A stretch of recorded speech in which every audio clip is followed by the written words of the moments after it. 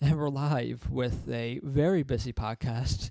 Jeff is here again, and a lot has really happened since like a week or so, or however long it's been since we last podcast. It's been quite some time, but it really hasn't, if you want to put it in grand scheme of things, because it's only been less than a week, maybe. It feels like it's been a long time, but then again, in hockey world, there's so much going on right now. Like I said, like how much has changed just standings wise before we got on the podcast when you were talking. Yep. But just there's a lot of injuries, more coaches firings. Yep. There's a lot to talk about today. Yeah. So and I'm sure at some point we're gonna get off the podcast like, shit, we forgot to talk about this. Probably, because that's how much we have to talk about. Yeah. So kind of like a little bit of a breakdown of where we're going to start off. First, there's a few head coaches coming out today, or last night into this morning. Some head coaches have been fired. We'll get into that and reveal which head coaches have been fired. one or two replacements I'll give you already. A hint, it wasn't the Flyers. Yes. So sorry to burst your bubble. Then an interesting thing. I found an article from ESPN.com, and this was we'll get to that back later, in October. Talk to you about the coaches. I thought you were talking like the grand scheme of everything. We were talking about the podcast. Oh no, not yet. Sorry. Yeah, you're good. I was confused for a second. You're good. It's been a long day. Yeah, it's been a long day. Of course, getting the standings and everything. Some major injuries, like Mike just said, and then, of course, eventually some Flyers news. But the biggest news right away is yesterday and today, both Todd McLellan of the Edmonton Oilers and Mike Yeo of the St. Louis Blues have been fired. Mike Yeo is replaced by Craig Berube. Yes, you heard me right. He's back. The Chief is back. He's an interim head coach now for the Blues. He was an assistant there in St. Louis. And for McLellan, guess who's back? Another former Flyers head coach, Ken Hitchcock, who retired apparently and now is back. And now he's back. So, well, I mean, I'd come out of retirement too to coach Connor McDavid. So yes, I mean, and it's not every day you get a chance to coach Connor McDavid, but that kind of, unless he's just for the rest of the year. But I don't know where Joe Quenneville goes now, because that's where I would have gone if I was Joe Quenneville. I want to be with McDavid. Oh yeah, for sure. The next Sidney Crosby. Here's my thing. So I'll bring this. I'm really glad you brought that up because. In their interview, it was like after announcing the Mike Yeo firing for the St. Louis Blues. I think it was the owner or the GM maybe. They were talking, and a reporter right out of the gate asks, "So is this basically his question basically implied, oh, is this pretty much an opening for a reunion with Joel Quenneville?" Yeah, I think the GM worked his way around it, but I wouldn't be surprised. Because apparently there's rumors out there that Quenneville's already gotten several offers, which I'm not surprised by at all. Surprised at all. Yeah. Also, if we're talking about Peter Chiarelli, their general manager, he should be on the hot seat too. Oh, for sure. And I think he even said he knows he's on the hot seat. He should be. He shouldn't even be a GM right now. Still, he should have been when they traded. He should have been he should have been fired long ago. But anyway, because the trades, and it's always one for one. You don't get any assets. No, you do not. We'll touch on that a little later too. But so for Edmonton, first we'll cover them. So they've lost the last 6 of 7 games. They're 6th in their division in the Pacific. So looking at the standings, if you go to the Pacific, they're 6th. Like I just mentioned, below them they're actually tied for 6th. Technically, if you want to argue, they're tied for 5th with the Arizona Coyotes. So Arizona's 9-9-1, Edmonton 9-10-1. Vegas. They've played one more game too. Yes, Vegas has played 3 more than Arizona and 2 more than Edmonton. They also have 19 points with 9 wins, 12 losses, and 1 in overtime or a shootout. But in their last 10 for Edmonton, they are 3-7. So yeah, that's no surprise. You knew something was going to happen there. Yeah. And same with St. Louis, if you want to. Yes. St. Louis, they're dead last in the Central with 17 points. Hardest division to try to climb. 9-3. Yeah. And in their last 10, they're 5-5. Yeah. But they started off so slowly. People thought they were going to be so much better because they got Ryan O'Reilly. They got all these, got a number 1 center now. Nope. Doesn't help much. Jake Allen's still that. I don't think he's doing really well this year either. I'll look at his stats. Because I'm pretty sure. Not that there's probably a lot of reasons why the Blues are struggling, but just imagine. I said this to Mitch the other day. Imagine the Flyers had their pick this year. Oh my gosh, that would have been nice. But knowing the Flyers, like they probably would have won the lottery. Yeah, great point there. So, the Mike Yeo firing that happened. What I think it was last night. Yeah, and then the Todd McLellan firing happened this afternoon. Yeah. So McLellan is already the 4th NHL head coach fired this season after there were none last season, and it's only late November. Yeah. So McLellan joins Mike Yeo, John Stevens, and of course Joel Quenneville. So, Peter Chiarelli said, "quote I saw some things that were resurfacing. This is no indictment on Todd. He's a very good coach. He's going to be a very good coach in the league again." End quote. So, I think that. Well, I'm just curious on how Hitchcock will kind of shape the Edmonton Oilers around. Well, now the fact that because one of the questions we brought up earlier. Oh boy! Oh wow! Something happened. No, I just looked at Jake Allen's numbers. Oh boy! In 14 games, 5-5, 3.32 goals against, and an .895 save percentage. Well, that'll do it. Chad Johnson, their backup, in 7 games, 2-4. I mean 5 games. Sorry. He's 2-4, Okay. a 2-4-1, 241 goals against, and a .916 save percentage. Not great, but he does have a shutout. That's a plus. Mm-hmm. Nice. But yeah, I guess you can kind of say that might be their struggles. Yeah.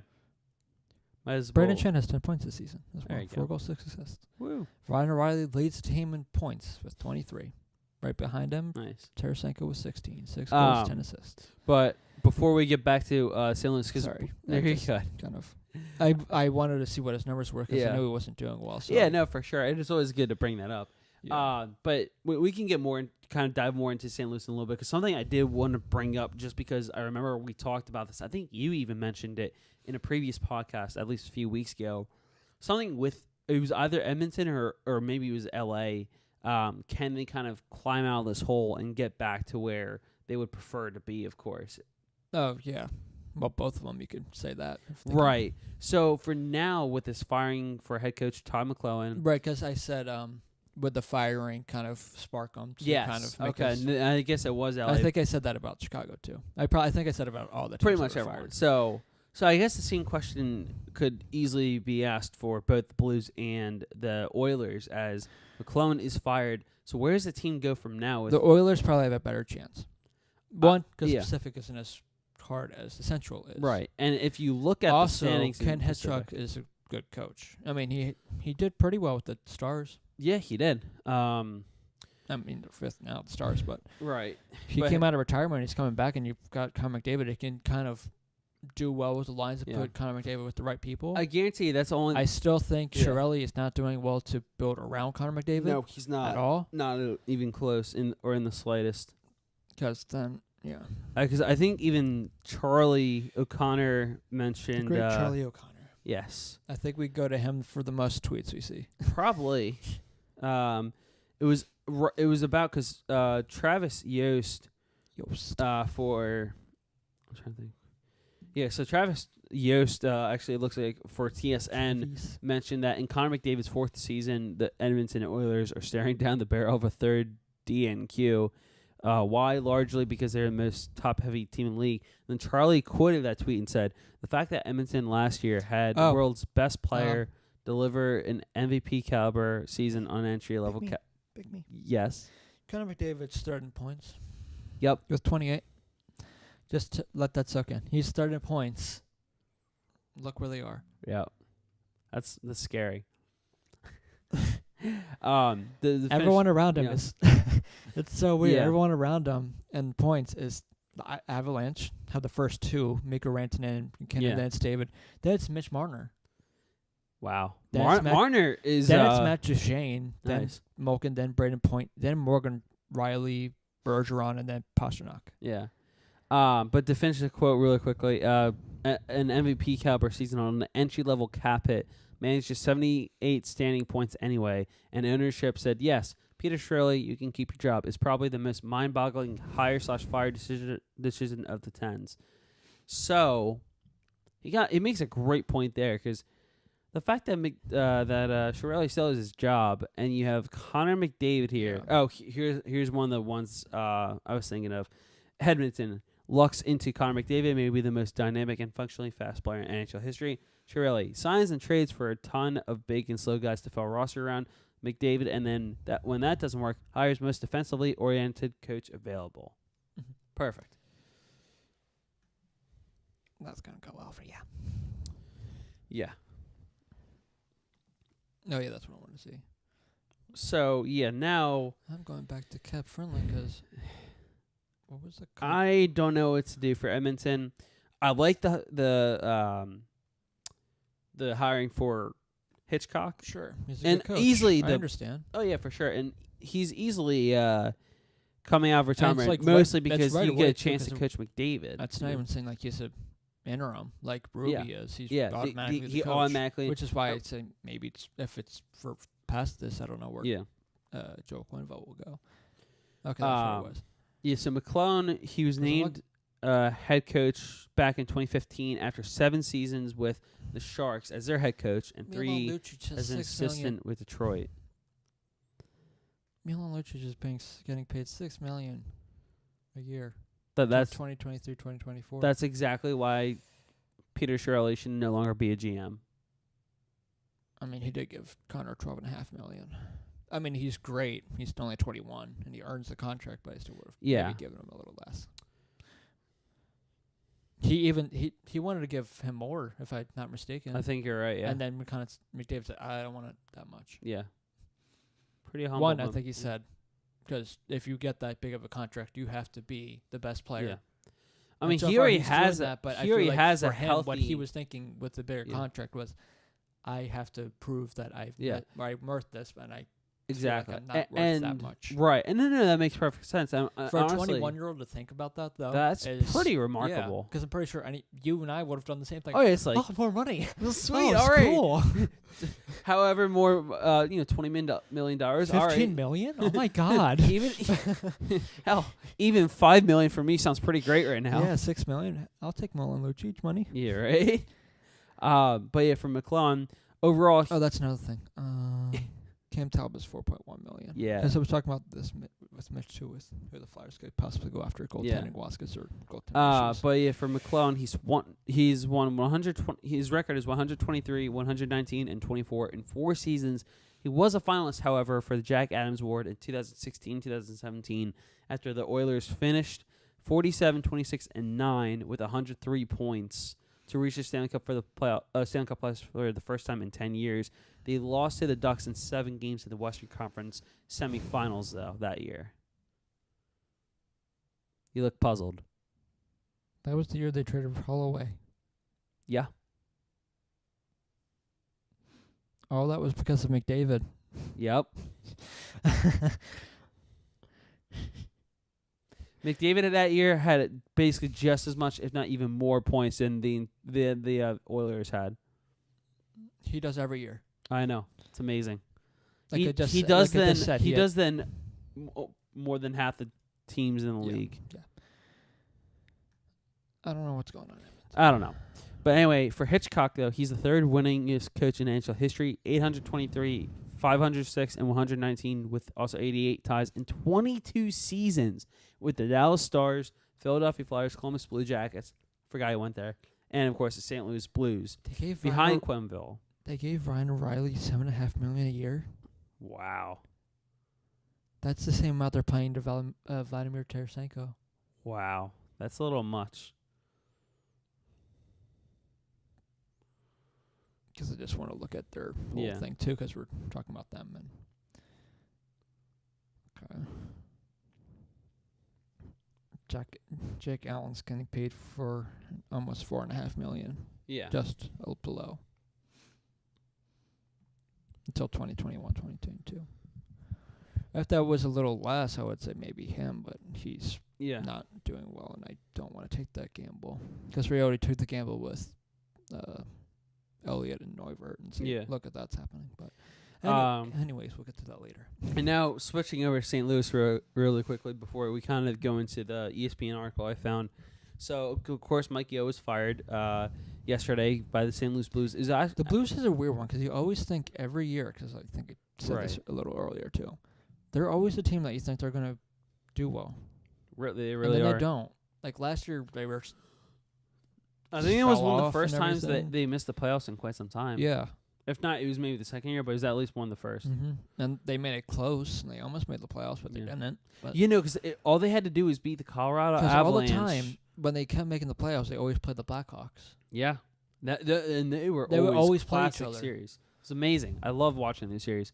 But it came down to game 82 last year against the Colorado Avalanche. The winner would go to the playoffs, and sure enough, it was the Avs who faced the Nashville Predators but lost in 6 games. But anyway, so for Mike Yeo, he will be replaced by Craig Berube on an interim basis. Blues general manager Doug Armstrong said earlier today, the interim tag is based on a decision made last night. He did a very good job with our American Hockey League affiliate. He's got experience. He's going to be given that opportunity, but as a manager, you have to multitask. I'm going to throw my full support behind Craig and his staff right now as we try and cauterize the wound and get back into the playoff picture. So it was announced about an hour and a half after the Blues lost 2-0 to the LA Kings at Enterprise Center. It was the second straight game they're shut out and third in 4 games. Ultimately, it comes back to our record. Mike is paying for the sins of our collective group. It's not all on Mike, but ultimately, as a head coach, he's held accountable.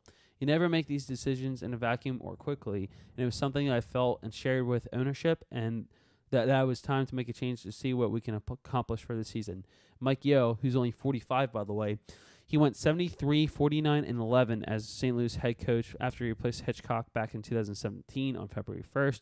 The Blues went 44, 32, and 6 last season and failed to qualify for the Stanley Cup playoffs. So, when asked about a head coach, Armstrong said there is no rush to name a permanent coach.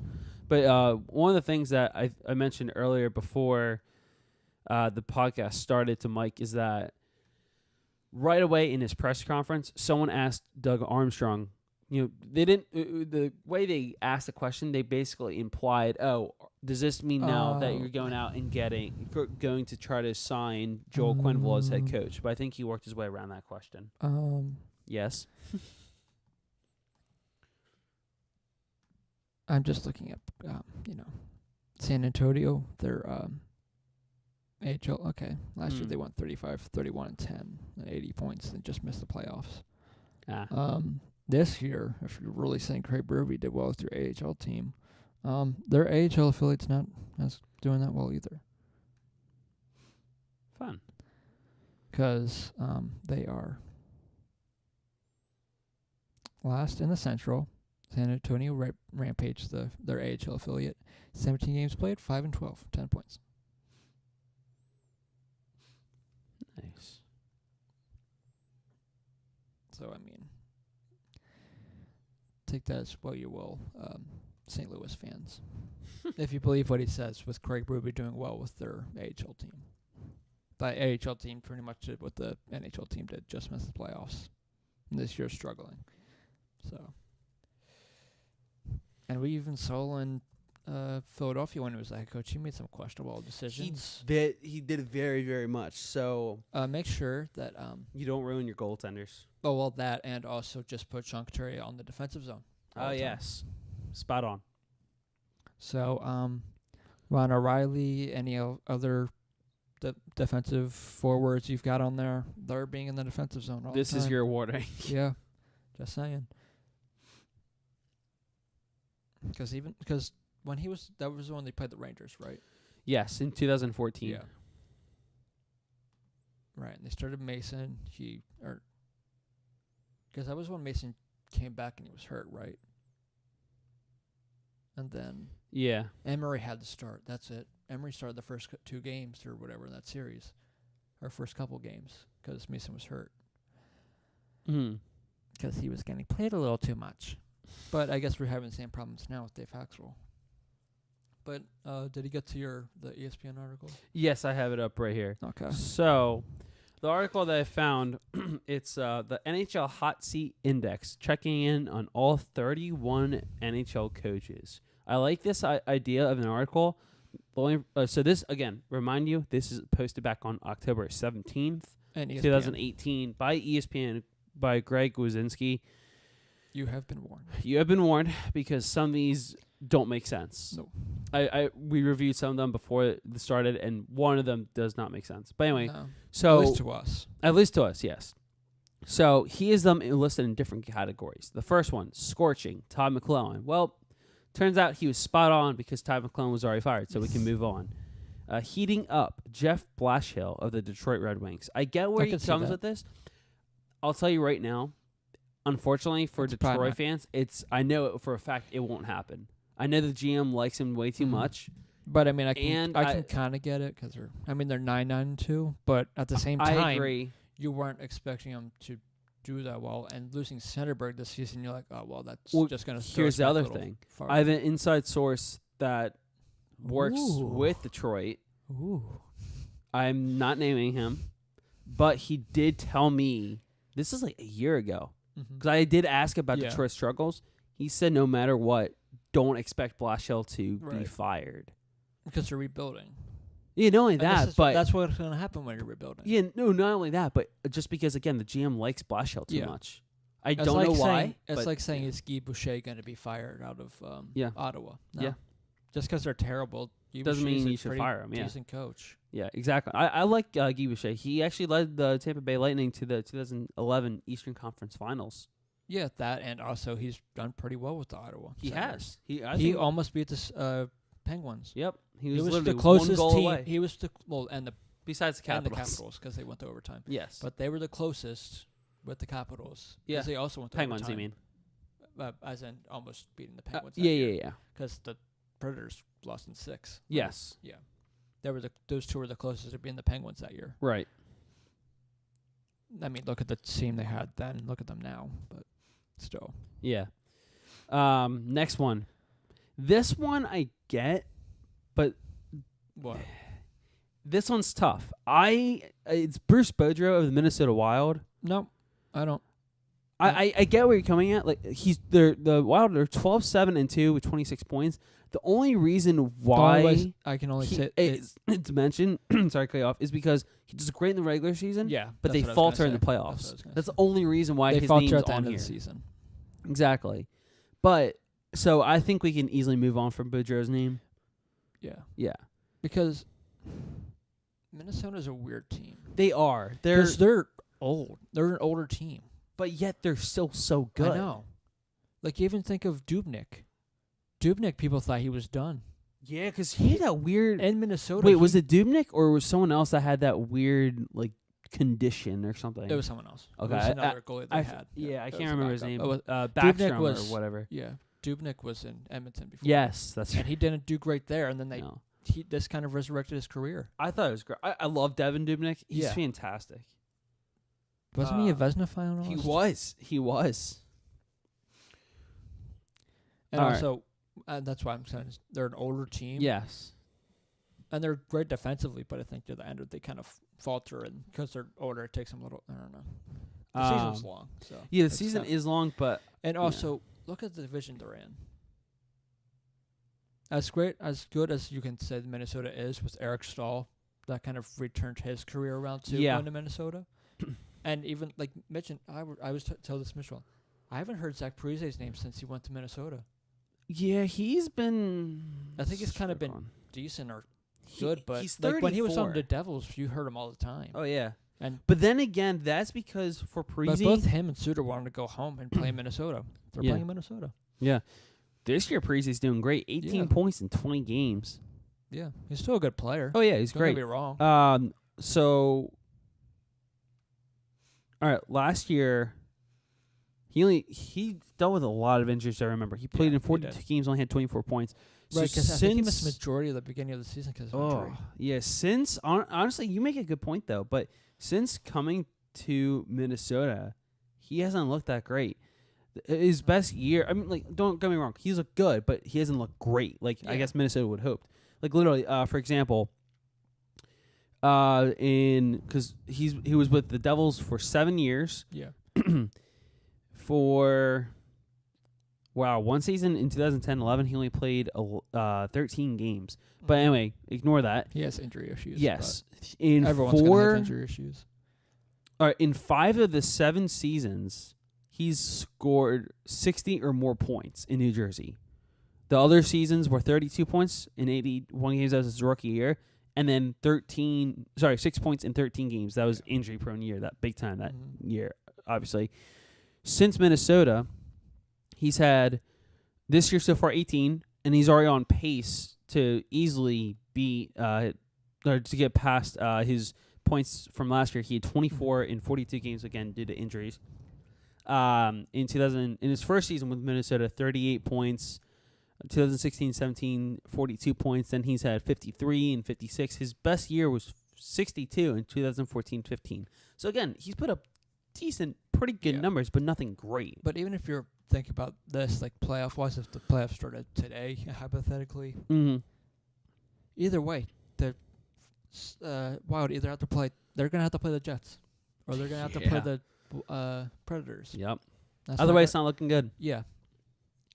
Because those two are two. I mean, they're tied with almost. They have the same amount of points. They have 2 more losses than Winnipeg, but still. But anyway, so kind of the point you made about Minnesota, they are a relatively old team. But here's the interesting part: their average age is 28. Right. Which is they have unique. some young people too. Because so some of the younger players, Mikael Granlund, he's a great young star. He's a future leader for the Wild. Jason Zucker is 26 as well. Nino Niederreiter, another great player, is 26. Team that's right around there. Yes. Charlie Coyle's 26. Marcus Foligno, 27.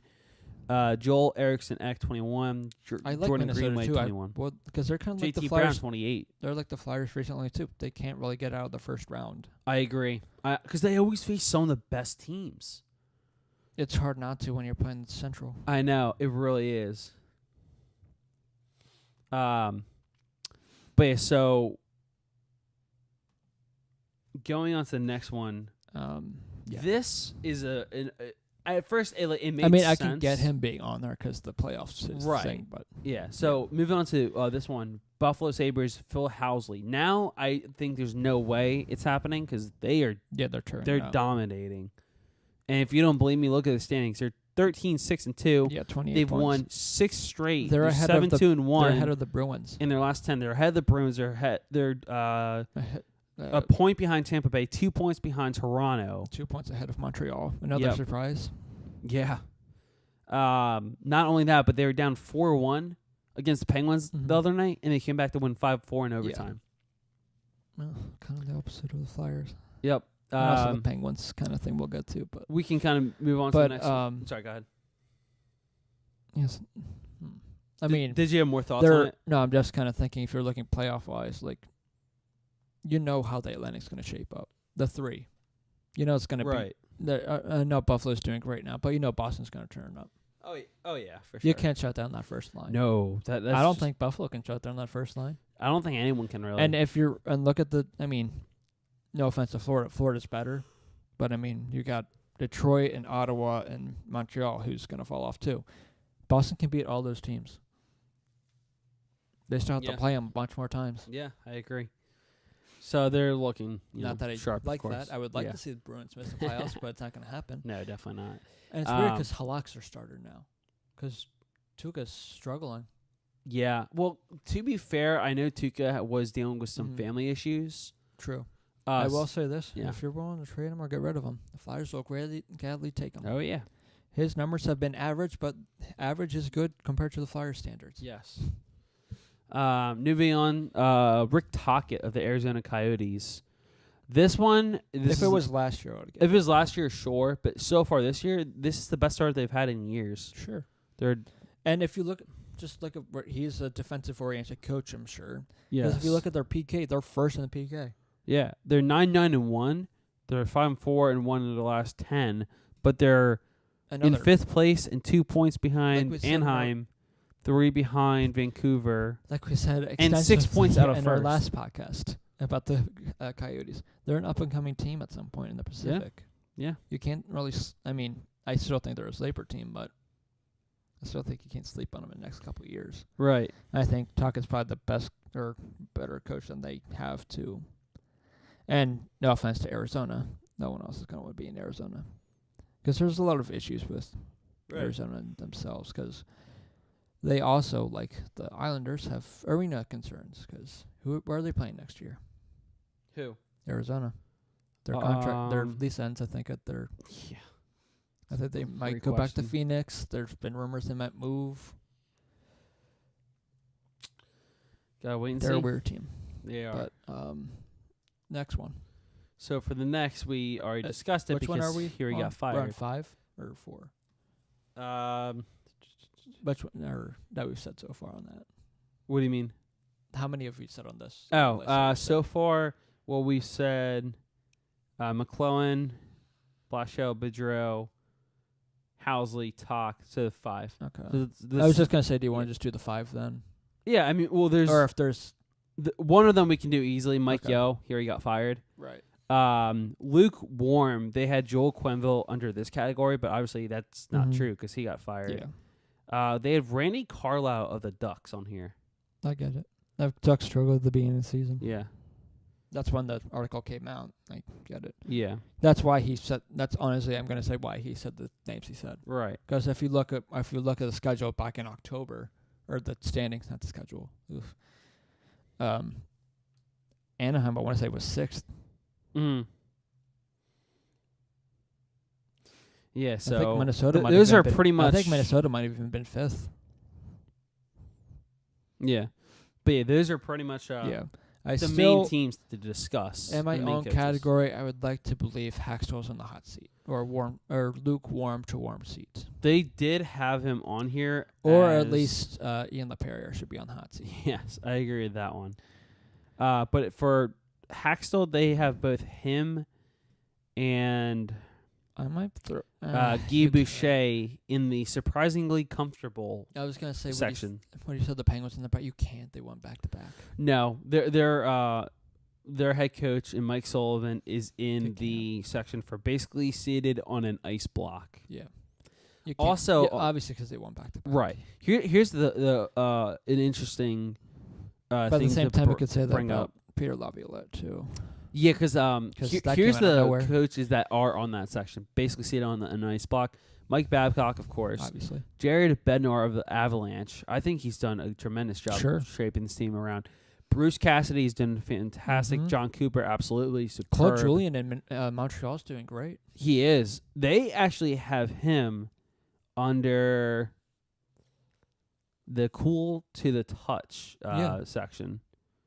They have 26 points. Yeah. No one expected this at all from Montreal. No, I only thought they were didn't. going to do this well with Carey Price doing Yeah, well. I- don't I- think he's doing great. I honestly doing that didn't well. expect anything like this from Montreal, but hey, Oh. stick taps to them. The other coaches And Buffalo. yes, and Buffalo big time. I mean, Even Arizona, it's to be Jeff honest. Skinner. That's why Buffalo's Yeah, doing well. I agree. don't know Darlene why has they been pretty good lately. Did you see some of the moves he pulled off the other night? Yeah. That was nice. But I still don't know why Carolina traded I don't Skinner. know. I don't know. Carolina's weird. The other coaches, and then we can move on to a different topic. Gerard Gallant, of course, of the Vegas Golden Knights, is on there as No. no. I'm saying the basically cold. seated on an ice block section. Sorry, Got it. that's what I meant by that. Got Travis Green, the head coach of the Canucks, is on there. You have John Hines of the Devils, of course. There's no surprise there. Yeah, But Peter Canucks- Laviolette, Paul Maurice, and Mike Sullivan. Yeah. So No those ones surprises there. make sense as well. All right. Do you want to go into the trades? That Yeah, have I happened? almost forgot to mention that. I was getting ready to go on to injuries, but that works too. Yeah, I guess we can kind of talk about injuries too, because that kind of leads into the Penguins. All right, so got the trade tracker right here from NHL.com. The latest trades are two decent ones. Two So- decent ones, but they're not really. They're interesting. So the first one, this happened actually on November 14th. The LA Kings traded Tanner Pearson to the Pittsburgh Penguins for Carl Hagelin. Yeah. What were your initial thoughts about that? Because It was nothing. It meant nothing to me. yeah. Connor Hagelin means nothing to that team. I don't think. For Really who? for the Penguins, I don't really think. Oh no, he meant something. He to meant the team. something, but not a whole lot compared. No, to the big picture. I think this is. I'll put it this way. I think it's. I think this. I is, think. Yeah, sorry, I'll let you finish. I mean, Tanner Pearson isn't really the best player either, but I think LA won the trade because Connor Hagelin still has years left and better. And the Penguins still, I think, make questionable moves. Right. So, what about you? So I originally thought, because my first reaction, because I saw a tweet that it just said Tanner Pearson is going to the Penguins, and I thought, wow, this is a great move. But then I was thinking, what is Pittsburgh going to give up? Right. You know, just out of curiosity. Then there was rumors that said Hagelin would go the other way. And I thought, well, if he's going to go the other way, there has to be something else included in the deal. But no, it was a straight up 1-for-1 Hagelin for Pearson. It's the contracts, why you can do more. That also, here's my thing. This is one of the very few, if not the only trade in the history of Jim Rutherford being in Pittsburgh's organization as the GM there. This is one of the very few, if not, again, the only trade that is not a good trade for him. I like Tanner Pearson, but you're losing speed from Hagelin just in general, and also on the PK. He's one of their best penalty killers. And, of course, he's a good goal scorer. Talent on your second line, too. Exactly. Your second line's... your second line's Kessel, Malkin, and it was Hagelin, right? Or was Hagelin the third line? At least the second, I'd assume. I would look at to see it, but you can't anymore. But it was always Crosby with scrubs. Yes. Crosby with Hornqvist and a scrub. Well, Gensel would be up there on that top line, too. Yeah, scrub. That's funny.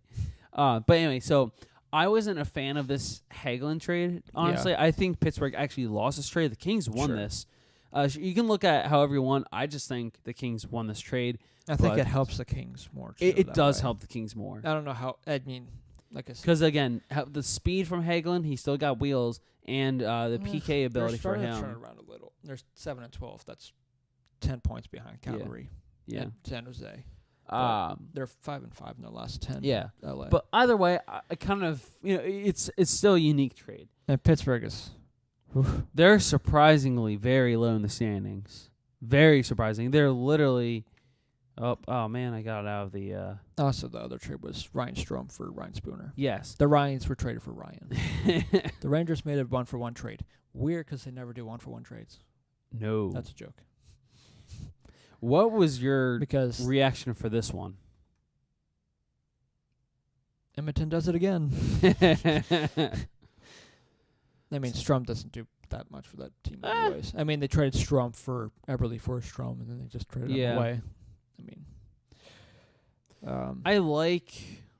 I mean, Spooner is probably a better player to get in return, but right. I don't know. It's an interesting one. Yeah, it's an interesting one. I guess because the Rangers see that. I don't know. I don't know if that kind of helps the Rangers much getting Strome. It might in some ways because they're doing better now. Yeah, but I don't know. What did you think of that one? I mean, it was a decent 1-for-1 trade. Like, I didn't love it, but I didn't hate it. Like, I thought it was it was all right. Yeah, it's not his worst trade. Let's be honest here. Yes, exactly. But yeah, we can kind of get back to Pittsburgh because that's a weird one. The Penguins not doing well. Yeah, that does shock me. But Mitch made a good point before he got here. Right, what was that? That they're going back to their usual of Crosby and Malkin doing well and no one else doing really anything. And Murray's struggling, I think, or at least doing average. And Chris Letang not doing well, which isn't a surprise to me because Letang hasn't looked that great in the past couple of years, in my opinion. Player stats. Yeah, one thing I did notice about the stats thing, they actually fixed it. Because before, it was always awful on NHL.com on, trying to work your way around. Like, for some reason, it would never work. But now they finally fixed it. What do you see there that you don't like? Matt Murray in 11 games. Yes. 4-5. 4.08 goals against. Save percentage 8.877. Woof. Casey DeSmith, 12 games. So 8 games started, so he gets pulled a lot. Yeah, that's 3-3, 254 goals against, 923 save percentage. all right. I'll put it this way. So for Their the defense isn't Penguins the goaltending, defense isn't the greatest either. Let's put that for the Penguins goaltending situation. I'll put it this way. I think that they need to send down Casey DeSmith and call up Tristan Jarry. Yeah. Jarry, I've watched. So a little backstory. A couple During my junior year of college, I interned for the Wilkes-Barre Scranton Penguins, and I actually got a chance to see almost because Jarry was their go-to guy in the minors during that year. He was lights out.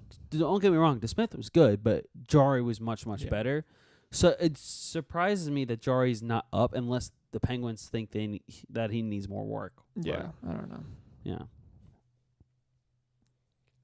I mean, Kessel and Malkin are still doing things. Malkin has 27 points. Kessel has 24. Yeah. I mean, I haven't really heard much from Kessel, but Malkin's still doing well. And Crosby has 19 points, which, I mean, right, still over a point per game.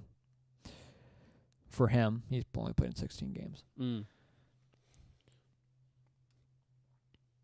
Yeah, they've been making some questionable decisions lately. Penguins? Yeah. Yeah. I get going after Jack Johnson because he was probably one of the better defensemen. And he wanted to up your defense. Right. But he is not worth that contract. No. He is not. Nope. Who'd they trade? Who'd they get back from Buffalo? Was that Jack Johnson? Or was Jack Johnson a free agent? That was free agent. 'Cause I'm trying to remember who they got out for Sheary. Oh. Or is it Sherry? Sheary.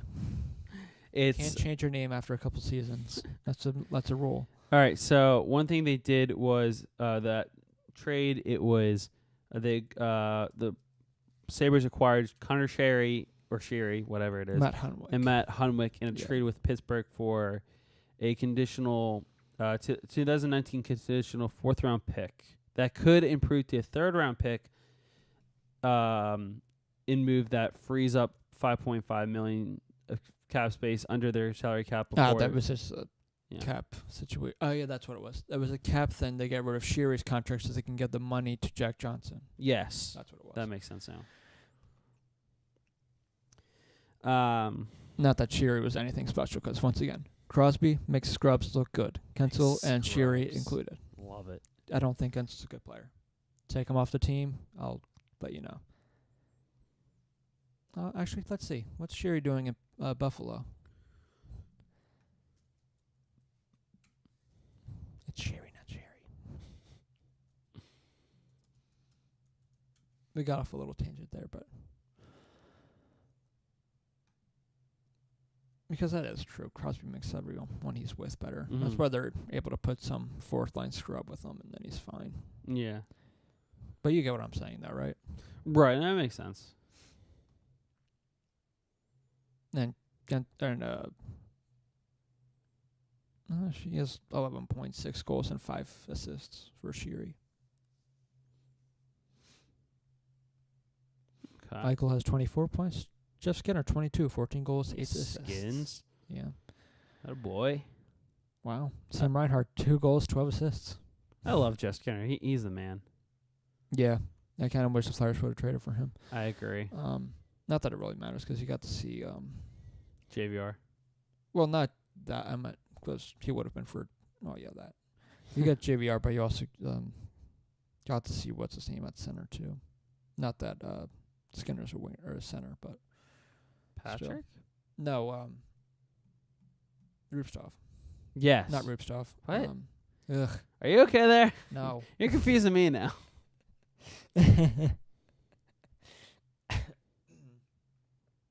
Verboyov. Yes, there it is. I was like, hold on. We got to see Verboyov at a little bit at 3rd center, which was taken over by Wheel, but still.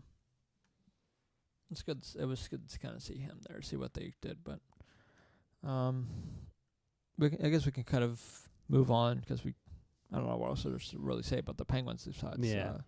No, I agree. That's what I wanted to see. I want to look at their cap friendly and see if. Yeah, they're actually. I think they're decent right now. No, 116,000. 116,000. Yeah. No way. Hold on, let me look at this myself. Wow, $116,525. Yeah, that's why they had to make the trade for. They are, but. All right, so one thing that helps them is that Derek Brassard. Malkin's getting paid more than Crosby. Who? Malkin's Wow. half. Crosby's 8.7. That's crazy. Kessel almost has more than Crosby too.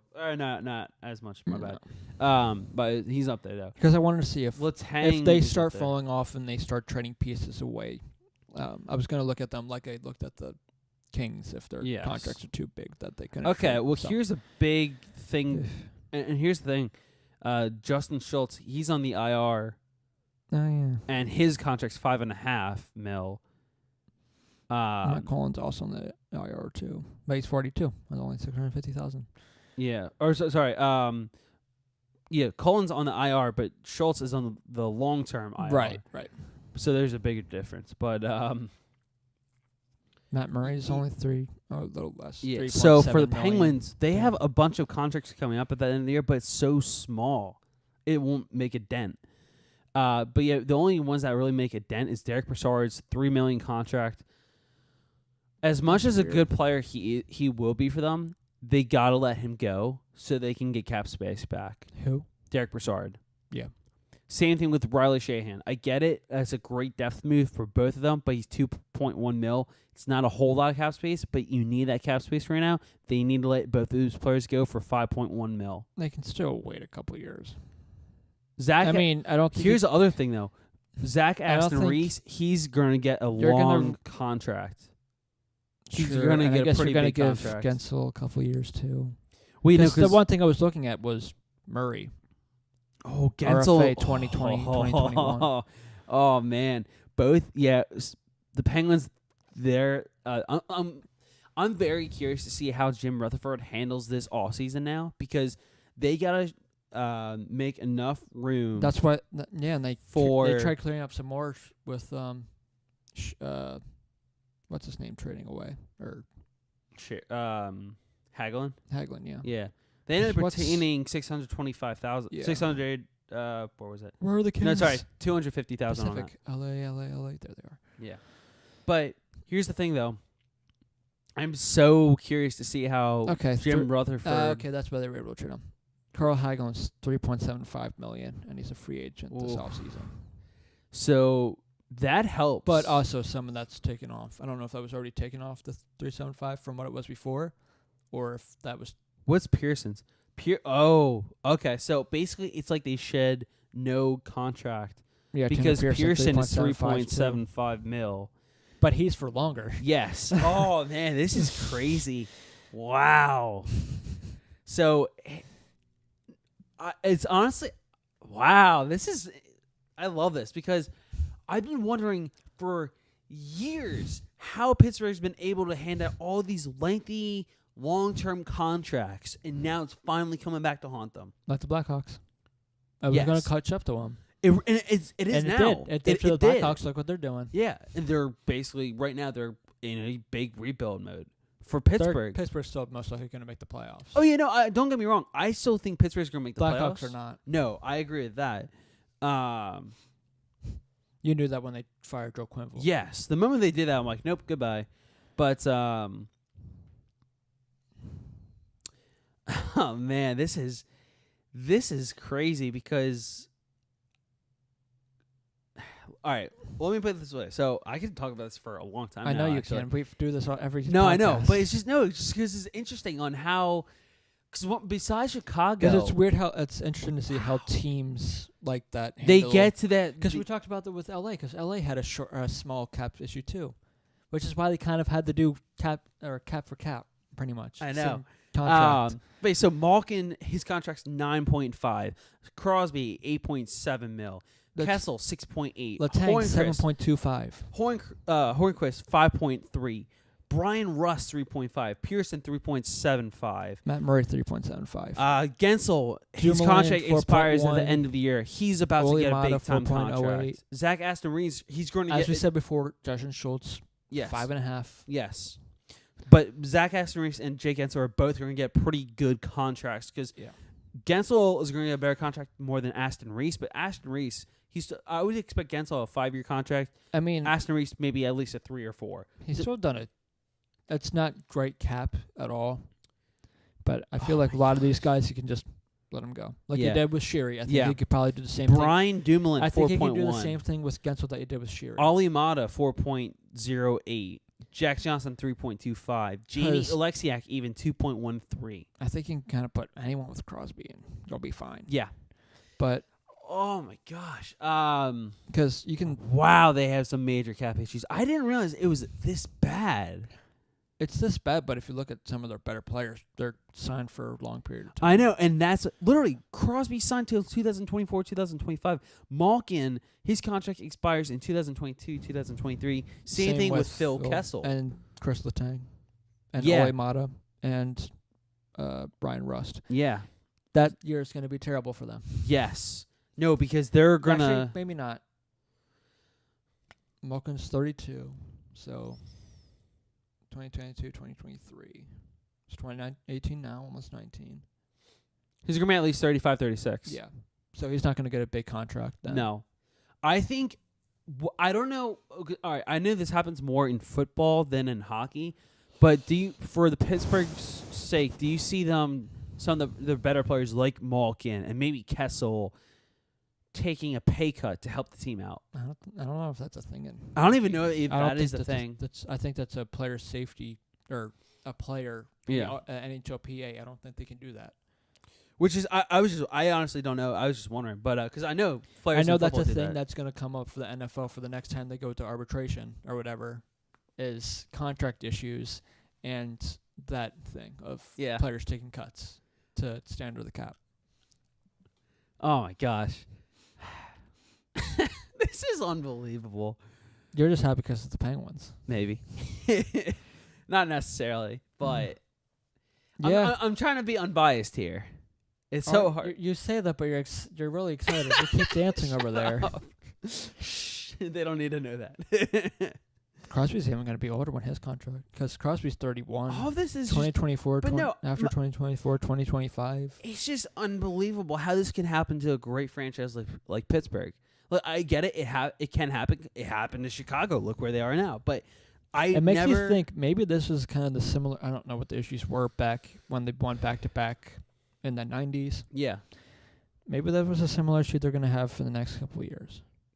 They won back-to-back, but they fell off because of the contracts and everything. No, they fell off for 10 years. Yeah, that's what I'm saying. That's not a couple of years. That's a decade. Yeah, until they got Crosby. Yeah. Yeah.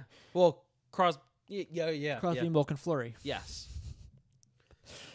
Oh, my gosh. All right. Anyway, moving on. And then they won in 09. Yes. And then they had 16, another 17. gap, and then they won 16, back-to-back.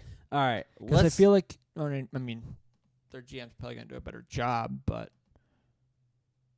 because once they lose these guys, because they were so good for so long, they haven't had any good draft picks. No, they haven't. All. Well, not necessarily true. They've had Gensel. I meant like where they were in the draft. Oh, okay. They haven't, like 2015, I don't know who they got. I don't even think they had a pick.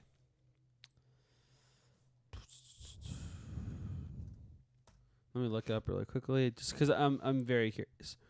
So they had 4 picks in the draft. 4 of the 5 were also forwards. They drafted Daniel Sprong. Okay. That's a good pick. Dominic Simone. Okay. They're both playing now. Yeah. Frederick Tiffels. What a name. He's not playing. Nikita Pavelchev. And he was a 7th round pick. So Daniel Sprong was their 2nd round pick. Exactly. That's what I'm saying. Yeah. With 4 picks, that's not much to build. 4 picks is not enough.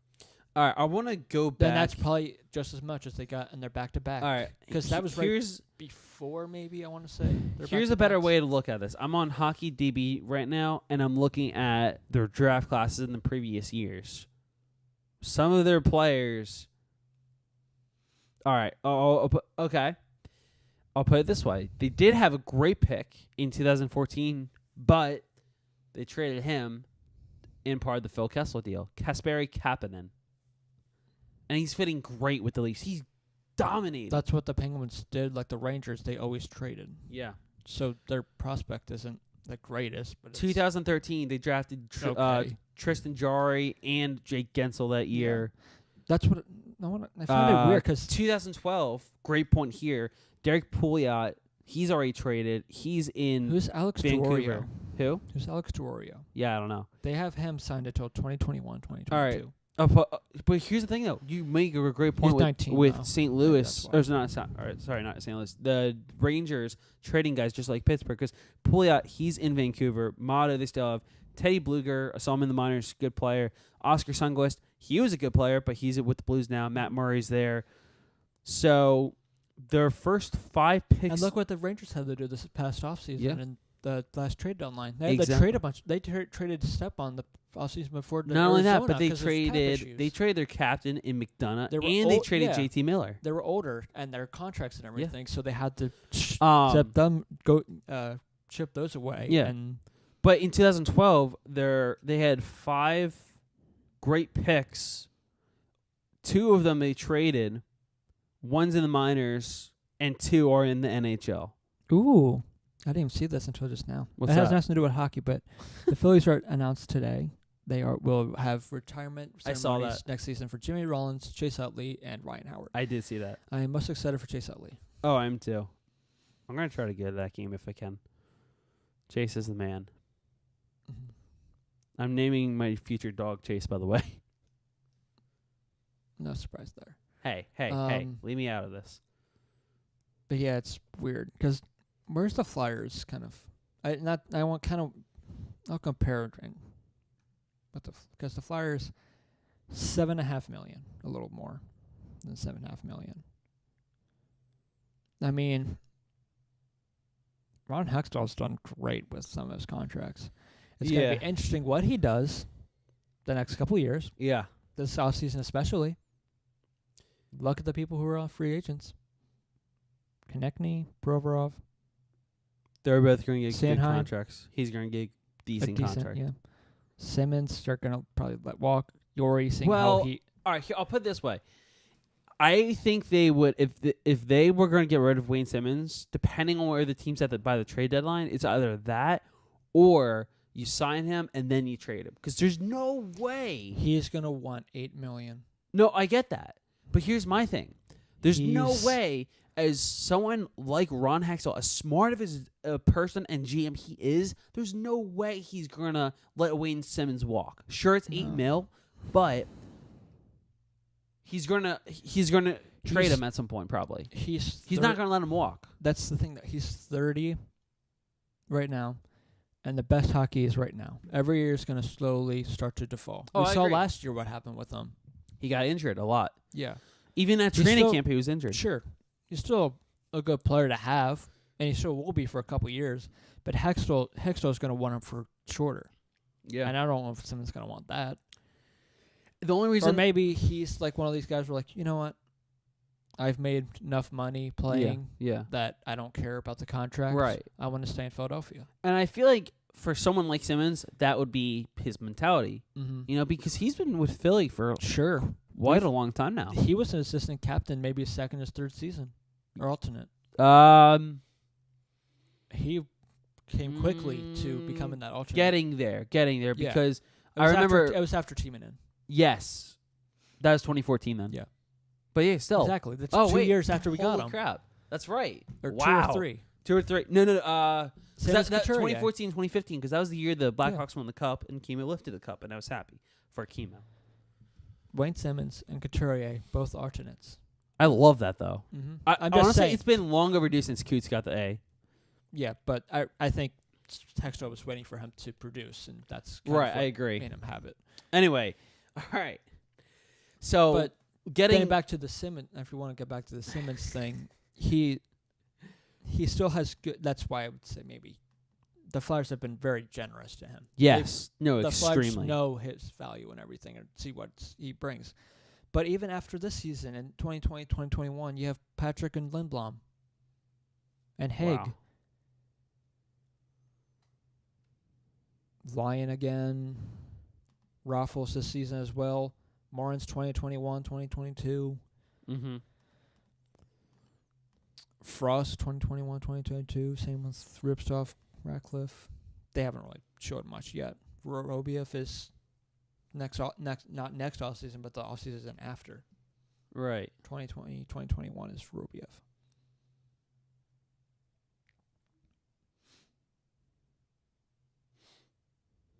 Phil Myers is 2020, 2021.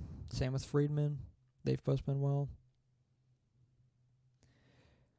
It's going to be interesting to see how they do with goalies. They should have traded for one. But I guess we can kind of... Well, one of the things I wanted to get into quickly around the league is injuries. Yes, that's what I was going to say next. So two big ones for the Boston Bruins right away. Patrice Bergeron, he is out indefinitely, approximately 4 weeks. Sustained a rib and a, let me see if I can pronounce this right, sternoclavicular injury, something like that, during the second period of the Bruins Stars game on November 16th. Again, he'll be reevaluated for 4 weeks, so a big blow there. Yes. And Zdeno Chara is also will be reevaluated in 4 weeks as he's a left knee MCL injury. Yeah, so that's a bad another one. issue there. I mean, is Zdeno? I know Zdeno Chara is the defenseman he used to be. right. Is he more there for size and presence? That and 'Cause I feel like- leadership. 'cause That and leadership, I feel like. Charlie McAvoy can easily, I think he's back, can easily take the hold for that defense for now. Yeah, no, I agree. I mean, he's been with Zdeno Chara. McAvoy was, but because I'm assuming whenever his contract's up, he's probably going to retire Zdeno. yeah. But no, I think a big reason why Chara is still here is sure he can still play some pretty solid defense, but it's more the fact that you have to play against him. It's that frightening factor, his size. But, the fact that he's a great leader. He has a presence, and he's a great leader. Great presence, but, a terrific leader. But once he retires from the game... Was he a captain when they won? Or was that... He was. Okay. He was. I don't know He's why been captain. I don't know why I thought for a Recchi was while. their captain. No, he was an alternate. Yeah. Or assistant. What even is the term? Is it alternate or assistant? I think it's assistant for the one, alternate for the other. That's how I've always Really? thought of it. I've always Or it might just be called, alternate. I don't know. I don't think you can say it starts with an A. Whatever Yes. sounds right to you. Matt Collin, that's what you said earlier. Darren Helm for the Detroit Red Wings is on Darren the IR. Helm. What about Helm? He's on the IR. Wait, what? Yeah. For who? The Red Wings. Oh, I thought you meant like Boston. I was like, wait, why are you Darren talking? Helm. Yeah. Yeah. That threw me off. Yeah. Sorry, I guess I'm like, since when is Darren Helm on the Bruins? No. I was off the Bruins. I was looking at the other injuries. That makes sense. I know that Vincent Trocheck, he recently, according to Darren Dreger, Trocheck recently went, not recently, it was today. He underwent surgery to repair significant damage to his leg. Timeline is long term, so he's out for a while. Dalton Prout's on condition. Some positive news on the injury front. Welcoming sight for Leafs fans. Austin Matthews was on the ice yesterday for an optional skate yesterday morning without the red non-contact jersey. For Flyers fans, both Raffle and Neuvert skated today. Yes. And Raffle's a week away, and Neuvert beginning of December. will be there beginning in December. Before he gets hurt again, let's be honest here. Knock on wood. Noah Juleson, he's out indefinitely. The 21-year-old defenseman was injured Monday against the Washington Capitals, the Montreal Canadiens player, by the way, with a facial fracture. A puck struck him in the face during Monday night's game. That was, I believe, during the second period, but still, he's out indefinitely, and hopefully a speedy recovery for him, as that sounds just horrible there. Oof, Patrick goosebumps Maroon. thinking about that. But yeah, so there are a lot of injuries popping up left and right. PK. Andre Vasilevsky is a huge Vasilevsky one. is a huge That's the only one. reason why Out the 4 Flyers to came 6 back, I'm gonna weeks say. with a broken leg. Yeah. Or was it ankle? I thought it was Ankle, foot. sorry. I thought he broke his It's foot a fractured foot. Yeah. Sorry, I misspoke. Yeah.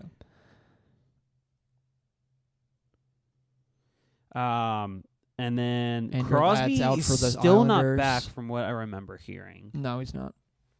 He's at least hasn't been, if you're looking at the transactions or anything, he hasn't been activated or anything. Yes. I don't even think he's. When did he get hurt? It's been, honestly, at least a week or two. I don't think they put him on IR. I'm not seeing him anywhere. I'm seeing Matt Cullen, Derek Brassard. Brooks Orpik is on the long-term injured reserve for the Caps. He's out for the Blues. Yeah, he's not on IR. Interesting. He's just out. He must just be a couple day Robert kind of thing. Robert Bertuzzo is out for the Blues long term. Yeah. So I think his might be a concussion or something. Crosby. That would not be good. Martin Hansel's out for a while for No. the Stars. Kings, really quickly, is who's out. Mark Jonathan Defoe. Quick, actually.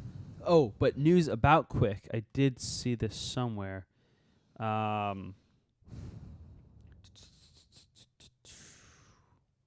Andre Pallett is also on the A lot. Palat, He's yeah. so good.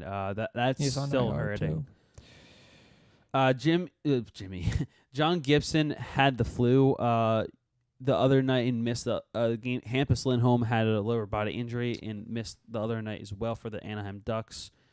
Victor Arvidsson. Yes, Arvidsson, that's a big one. Jonathan Quick skated in full gear on the November 18th. No going down, no pucks, just crease work, according to Kevin Weeks. It was the next step in his planned on/off ice recovery. Man, there's so much here. It's unbelievable. This is one of our busiest podcasts. This seems like one of the most. I know injuries happen all the time, but I feel like this has been the most like star-studded people have been not star-studded. Yeah, no, I agree. But But big like, name, yeah. bigger name people have gotten hurt this season. Which I guess going to injuries. Also, Brian Elliott is hurt again. Yep. Moose is hurt again, so the Flyers have goalie issues again. I guess we can kind of use that as a way to transition into Flyers. Because I think we've pretty much touched on all the injuries, and the only other injuries is kind of Flyers things. And JVR is back, obviously. He played in New Jersey, and then he played on Saturday afternoon and registered his first goal since returning back to his orange and black team. Yep. Which is good for him. I mean, yeah, no, I agree. I thought it would have taken him a little longer to get his first goal, but there you go. Hey, I'm just glad that he got on the board. But he's been, honestly, JVR, he's been fantastic. Yeah, he was the second star for the game, for the Lightning Flyers game when they lost. Yeah, he is. In 4 games played, he is, of course, only 4 games because of the injury. He does have 4 points, a goal and 3 assists. He had 3 of those points in the one game against Tampa Bay where he had a goal and 2 assists, and he looked great there. He had an assist, I think, against Vegas. On opening night, yeah. Yeah. So that's where because all it didn't 4 come points against came New from. Jersey because they got shut out. Yes. So that's where all 4 points came from, though. But the big, because we can kind of, the only game we kind of want to go over since we last went on, because the Flyers played 2 games. They lost 2 and a shutout, as I just said, to the Devils. And they also lost in overtime to the Lightning. But 2 big stories for me in that game was, one, the Flyers comeback, which, I mean, Yes. everyone probably saw coming, and then losing in overtime. Because the Which they Flyers also always saw have to coming. make the little things hard. Which I'm going to say this. I kind of wish they would have got blown out. The 5-1. Yeah. Because, and then they started falling off a little bit. Because then the fire would have been lit under Dave Haxtell. Or Ian LePerriere. Yeah, either one. Yeah. Because that was my other thing. The other thing that stood out, the PK. Flyers power play turnaround 3 for 5. Yeah. But Lightning 3 for 4. Yep. That's not good. Because I was mentioning how we're following the game, like, the Lightning have 5 goals. Yeah. 3 of them came on the power play. Check this out. So someone on Twitter posted this. The Flyers PK in 2009-10, their PK was 11th with 83%. The following year, 82%. 2011, 2012, 82%. 2012, 2013, 86%. The beginning of 2013-14, Ian LePerrier was brought in. Mm-hmm. That was 85%. Then ever since then, it's been dragging down. Yeah. The next year, 2014-2015, missed the playoffs that year. 77%, bumped back up just a bit to 80%, and it's been declining ever since. 2016, 79%. Last year, 76%. So far, 68%. The Flyers have a lot of issues, right? Or a couple issues, not a lot, but the key ones is the PK and their goalies. Yes. I still believe Ron Hextall should have made more of an effort to try to sign a goalie this offseason or trade. Or still try to trade for a goalie. I think he would have had better luck trading for a goalie. As Charlie O'Connor tweeted on Sunday that I found interesting is Ron Hextall took a risk entering the season with Elliot Neuvert as his goalie tandem. Yes, but his biggest offseason gamble was just running it back on a 29th ranked penalty kill with the same assistant coach in charge and basically the same personnel. It's blown up in his face. Fun. It really has. What do you think of that tweet? Yeah, it's... Or also this one from Charlie O'Connor too. By my account, the Flyers have allowed 7 goals to opponents on the second power play unit so far this year. That's 2 more than the Arizona has allowed, period, on the PK, and the same amount of total PK goals that San Jose has permitted. There you go. Fun. Mm-hmm. What do you think of those 2 tweets? Do Yeah, you kind of agree with Charlie on those ones? Oh, yeah. It's just so much is happening this season with the Flyers, and not sure where to begin. What was the first one that they mentioned? The Ron Hextall entering the season with Elliot and Neuver as that was the goalie tandem. Which date again? November 18th. I see it now. Yeah, so he there was a the tweet from Bill yeah Meltzer the one right below. I see that. All right, so I'm gonna mention the first one.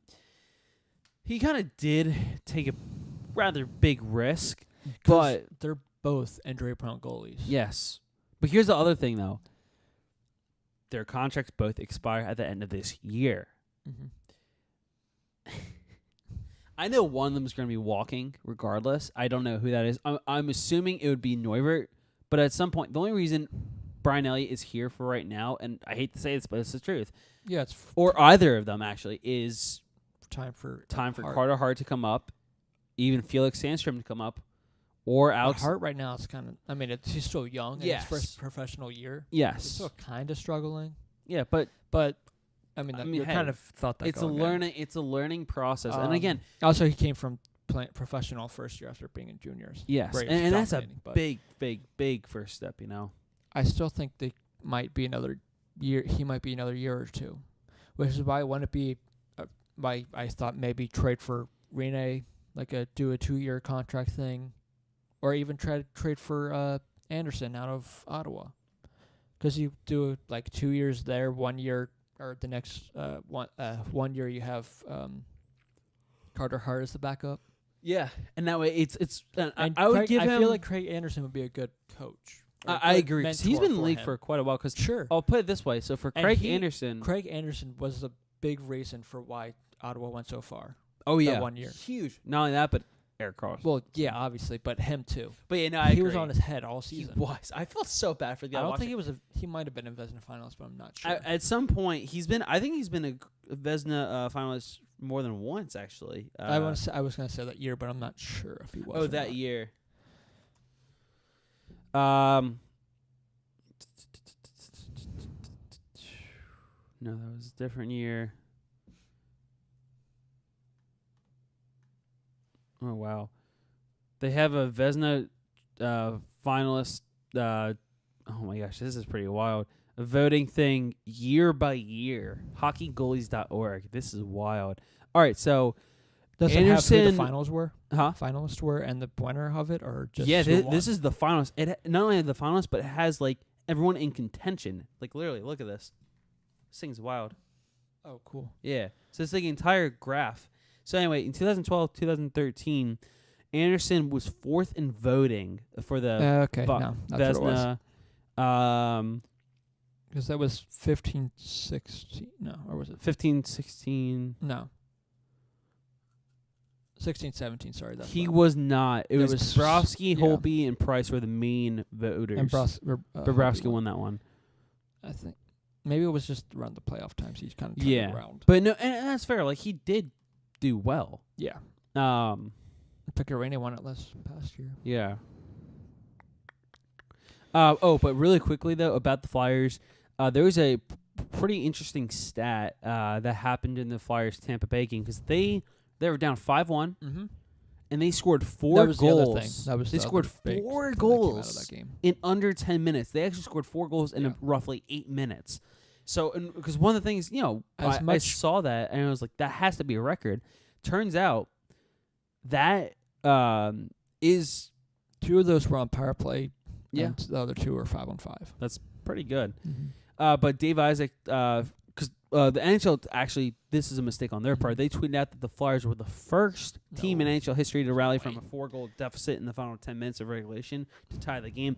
But Dave Isaac checked, and it's actually for the Flyers the 9th team in NHL history to rally from a 4-goal deficit in the final 10 minutes of regulation to tie the game. Which, yeah. If it was a playoff thing, I could have easily. Oh yeah, for sure. 3-0 Flyers. Yes, against Bruins. Well, not only that, 3-0. but I know that was 3 games down from nothing, and then 3 games, or they were down for 3 goals and came back. Yeah. Simon Gagne. Only real fans of Simon Gagne say Simon Gagne.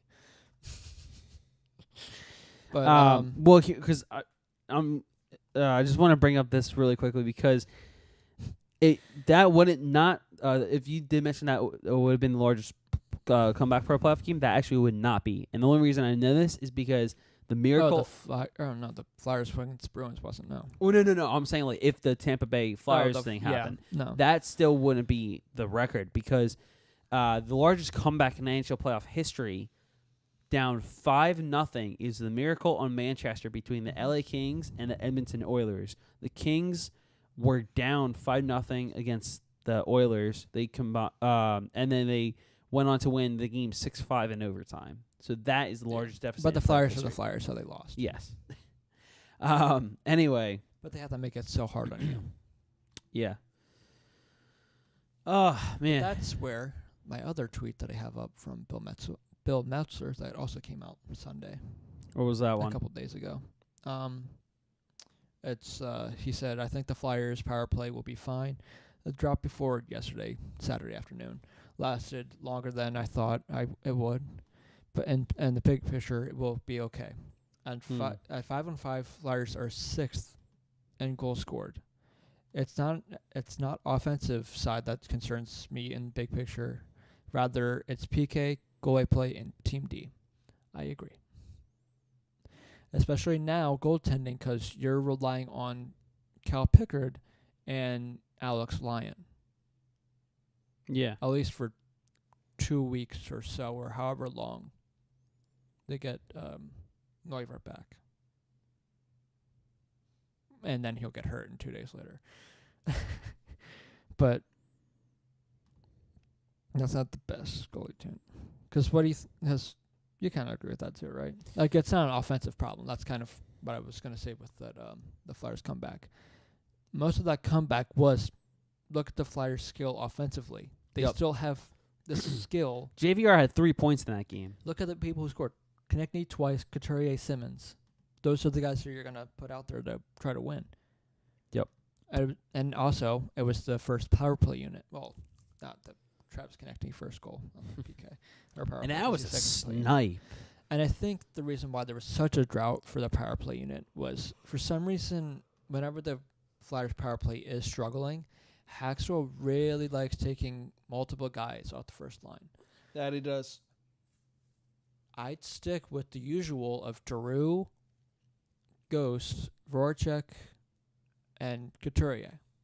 I'm okay with JVR right now. I'm okay with Simmons because that's what he's best at. And I'm okay with if you want to put Patrick there. Because last year he showed that he could easily fit in that spot too. Yep. That's the second unit. That's a problem anyways. Cause right. It's just a lot of it, unfortunately, has a lot of work to do. It's weird that would be the case, though, because look at the talent that's on there. Because it's Travis Konechny, Nolan Patrick, Jordan Wheel now, Ivan Provorov, and Wayne Simmons now. Or now. Yeah, and Wayne Simmons instead of JVR. They did take Sanheim off, which I kind of wish they kept on. Right. Because I still feel Sanheim, he's a two-way defenseman, but he still has great offensive skill. Yes, We've seen him make great plays this season and everything. But I feel like he's not like Ghost where he's going to be flashy with his moves. Right. He'll make the subtle great like passes or whatever, great outlet passes, which is why I feel like he would be a great person just to have on there with right. No, absolutely. Or if you feel like you feel like you're riding Provorov too much, possibly take him off. Yeah, I mean, and put Sanheim on. I wouldn't mind that. Like, I love Provorov, but he's still struggling a bit. You know, he is, and he does have offensive offside. But you get what I'm saying. Like, yes. If at some point you say, okay, we're relying on Provorov way too much. And like I think they are. Like the Flyers had a couple seasons ago with Giroux. They wanted to cut down some of his minutes because he was getting older. Yeah. Which didn't happen because he's on the PK again. So they took him off the PK and put him back on. And voila, 102-point season last year. All right. And still doing great now. Yes. That's another thing that happened. It was a game of milestones. Yes. Giroux had his 700th point. Not only that, got it. There's been also Hank got his. I think he had an achievement too. I'm not sure what it was. I know. Hold on. I know what numbers your milestones you're referring to. Joe Thornton also had a milestone. Milestone. I love it. Yeah, milestone. Recently too. And there's also Cam Atkinson did have one too. Cam Atkinson is now tied for first for all-time leaders for Columbus with 5 hat tricks in franchise history. He's tied with Rick Nash. Mm-hmm. So that's pretty crazy. Yeah. And Zach Parise, he's now the all-time leading goal scorer amongst Minnesota-born players in the NHL with 341 goals, passing Dave Christian. I'm still salty about Drew not being recognized as I agree. For Hart. Oh, I am too. It's because their reasoning was because he's with Couturier and they were such great, or he was with Voracek, who also had a pretty. He was much better year. Than Kopitar was. Yeah, Kopitar didn't deserve it. No, I don't think so. It should have been for me. Hall, McKinnon, Giroux. Yeah, no, not McKinnon. Maybe McKinnon.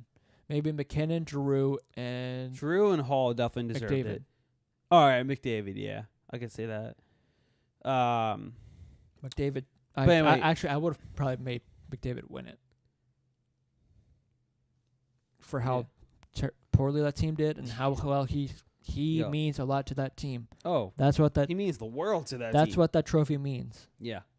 That's why Hall won it, because he did so much for the team from the season before. I think the biggest reason why he actually got it is because the team actually made the playoffs. But because there's always that aspect. I know it's annoying. Yeah, but then you could easily. That's why Couturier was never. That's why Couturier was never nominated, because he never had the offensive for Selke.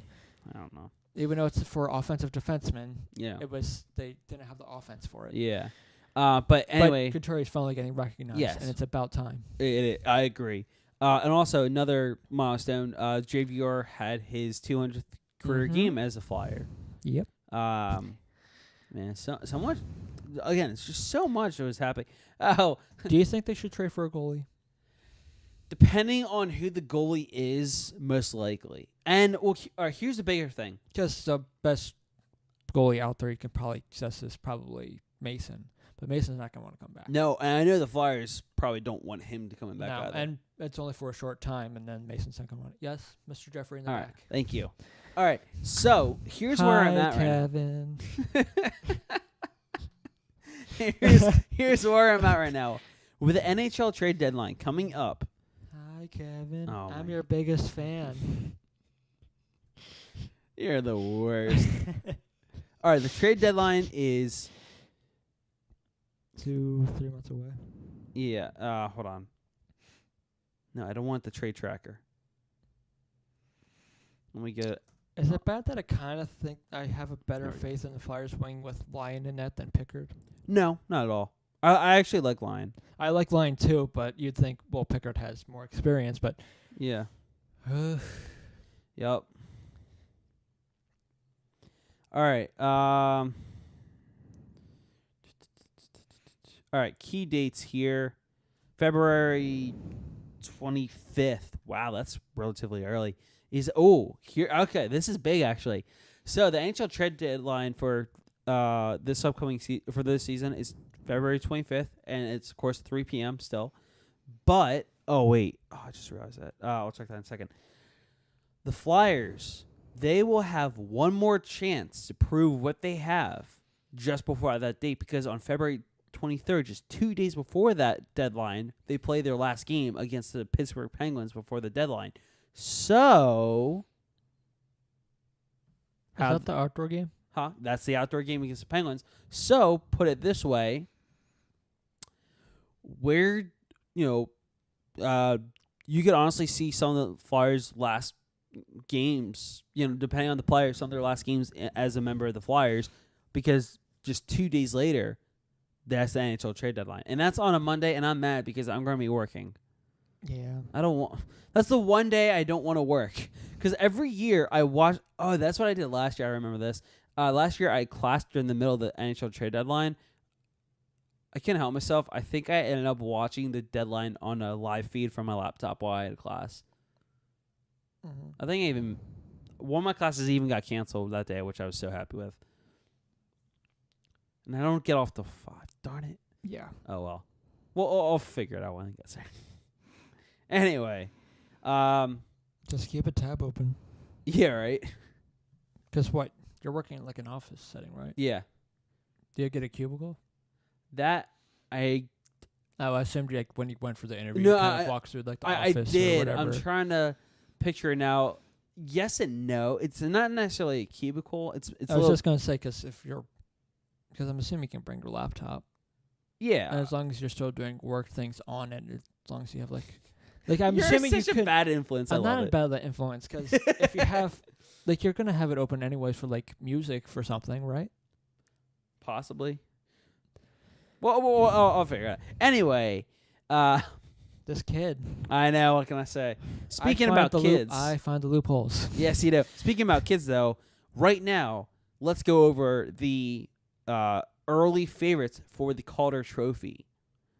Right away, off the bat, you can argue Elias Pettersson, who's playing like a veteran, and he turned 20 only 8 days ago, which is crazy. Clearly, my prediction of Rubio didn't come true. No, it did not.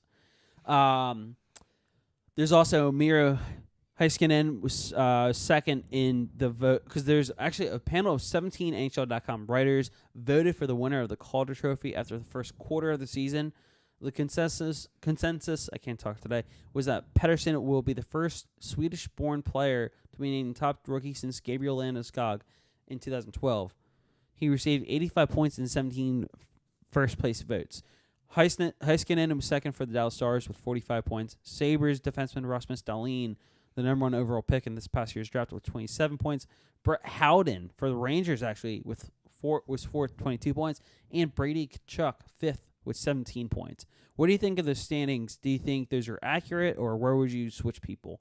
Yeah, I'd probably say that's accurate. I think it is accurate for the most part, but I would still switch Brady Tkachuk with Brett Howden at least. Not if you're basing it off games played. I'm not necessarily playing on. I don't know how long Tkachuk was out for. Or if He's missed, a few games, but Yeah. still. Like if he was out for like however long.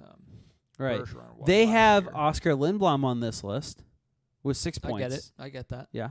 He's been killing it. Andrei Svechnikov is on there as well. Colin White, Henry Yokiharu, Jesperi Kotkaniemi, Dennis. It's never going to Chalosky. happen, but Yeah. I would. And Max Imps. Sorry, go ahead. Scott Lawton. He's not a rookie. He's not a rookie, I'm just yeah. saying for like Selke or something. You could argue that. You could argue it, but he's not going to get the recognition for it. I feel like not many Flyers get recognition. No, but that's also like one of Lawton. Lawton kind of came out like last season or doing well this season. He's been on fire. That's Yeah. kind of why, because he's the only bright spot on that PK. Yeah. He's the only one that has speed or anything. And let's see the numbers. Ooh, not even 10 minutes. A total of 9 minutes, 43 seconds for Scott Lawton. Woo. He's been your best player all season. Let's sit him for. Let's only play him for 9. Yeah, 9. Nice. Yeah, for that short of time. Only good thing. The one good thing with JVR coming back is now Weiss and Lawton, and Lawton gets screwed over because of this, but both Yeah. Laterra now come back in the lineup, and Weiss are going to be on the fourth line. So they'll be getting fourth line minutes, the minutes they deserve. You would hope. You would hope, yeah. But knowing Haxall, they're probably going to get the most. But I guess it is infantibility, so maybe not. Yeah. I'm so surprised it didn't come sooner for Abi Koba to be on the lineup. Yeah. He only played a little over 5 minutes.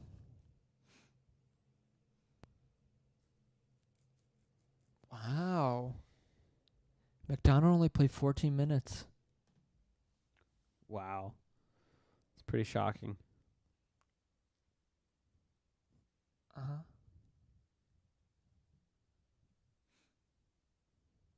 I'm guessing Fulton comes back in next game. And McDonald's out again. And they go back to that. But I could be wrong. Nice.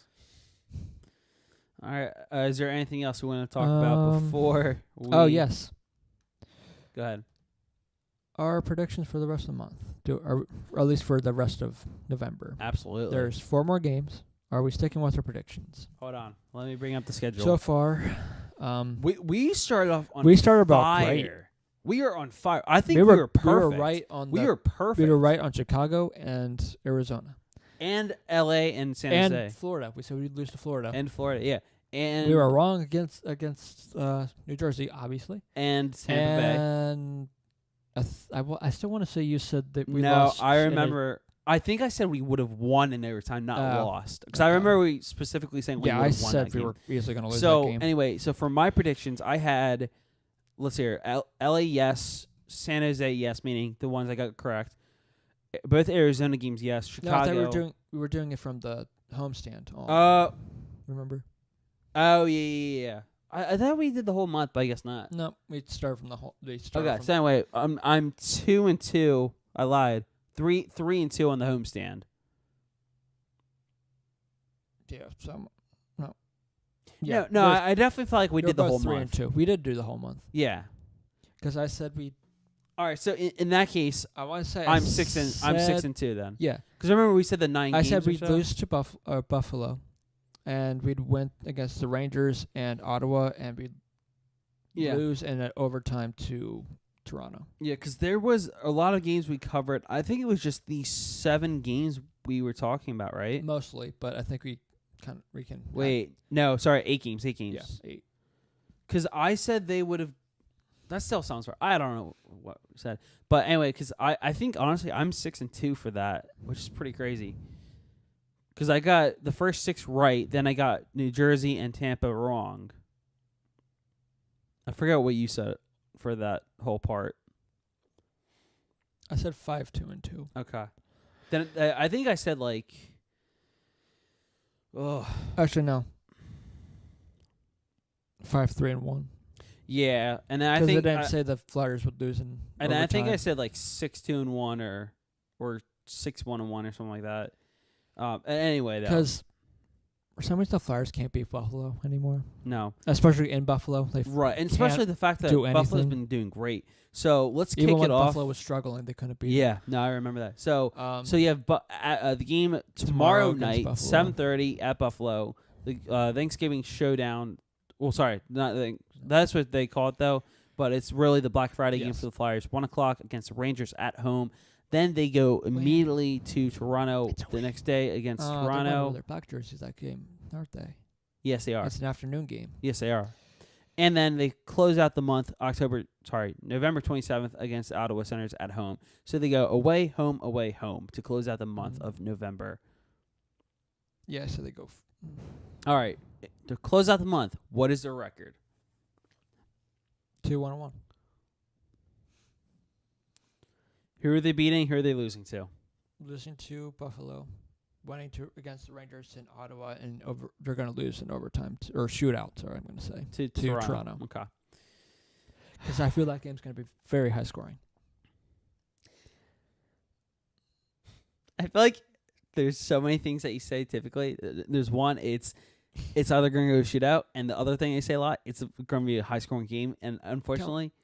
You have to. I know. I don't get me wrong. Against the Maple Leafs, well, no.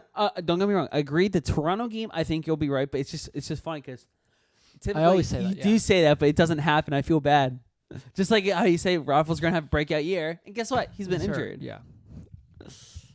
He did Come his usual, on. got hurt. All right. That's anyway, another interesting thing. What's that? When Raffle comes back, what happens?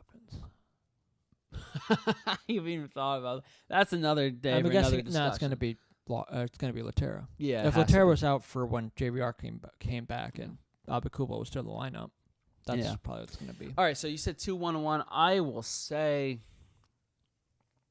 Ugh. Are you going to say the same thing? I'm trying to not think of the same thing. I think they're going to beat Ottawa for sure. They already beat them once this year. They did. They'll beat New York. I feel there's going to be some anger in that game, too. Oh, big time. They at least had 2 wins. Yeah, why not? They'll go 2-2, I guess. Because I don't like their chances against Buffalo, especially how good Buffalo's been playing so far. They're doing better than the Flyers. I want to see. I don't know if you can find it somewhere, but the Flyers' recent record in Buffalo lately. That would be an interesting one. Because it's always been a game that's always been a struggle for them. Mm-hmm. Oh, good. I forgot. It's the Thanksgiving showdown. We get to hear Pierre again. But we do hear Doc. Yay. Let's hope it's Eddie Olchuk. Edzo. Not the other guy. What's his face? Milbury? Yeah. Yeah, not a fan. Ugh. Which means they're going to be in the Macy's parade, aren't they? Because remember when they did it last time, or whatever, when they were on it, I believe it was Lindros and Messier. Huh. I'm not much of a nerd. I know that. Oh, wow. I'm proud of it. Thatcher Demko was re-signed back to the Utica Comets. Interesting. I don't like that move. No, but oh well. What are we gonna do? Yeah. Let's see. I'm just gonna. We don't have to do it now. I just want to see who they play in December. The beginning of December could be a struggle. You got Pittsburgh, Columbus, then you play Buffalo, Winnipeg, Calgary, then Edmonton, then Vancouver. That's the first 2 weeks, essentially, in December. Oh. You play your hardest opponents next month.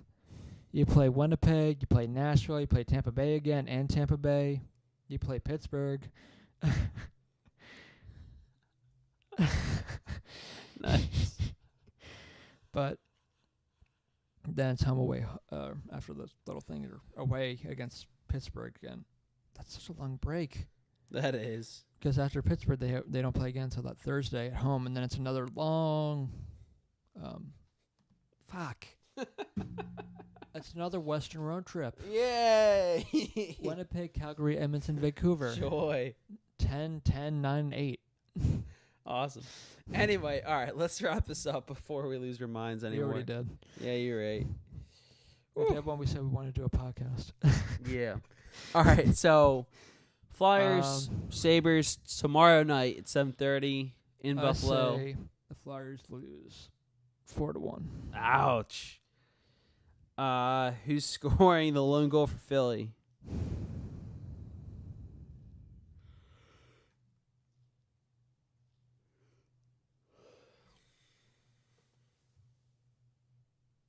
LeBlanc. Okay. And the 4 goals for Buffalo go to 1 to Eichel, 2 to Skinner, and 1 to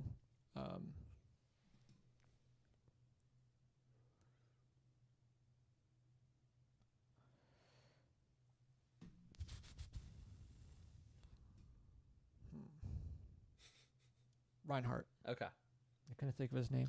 All right. And the Flyers get their first fight. If not tonight, then against Ottawa. It's gonna happen at some point soon. Yeah. I still can't believe they go all season long without fight. I'm still kind of having trouble believing it because I still feel like there's at some point there might have been a fight or two. I don't know. I don't know. But my game against Buffalo, 2-0. They're gonna get shut out. Again. Yep. Skinner and Darlene Okay. will get the lone goals for Buffalo, but it will be enough. Alrighty. All right. Well, And that'll about do it. Yep. You'll catch us here again. If not later this week, definitely next week, and I'm sure there's going to be a lot more news then. Yeah, maybe another coach got fired. Who knows? I doubt it, but Yeah, you never know. hopefully Hextall, but I doubt it. But I guess until then, see you.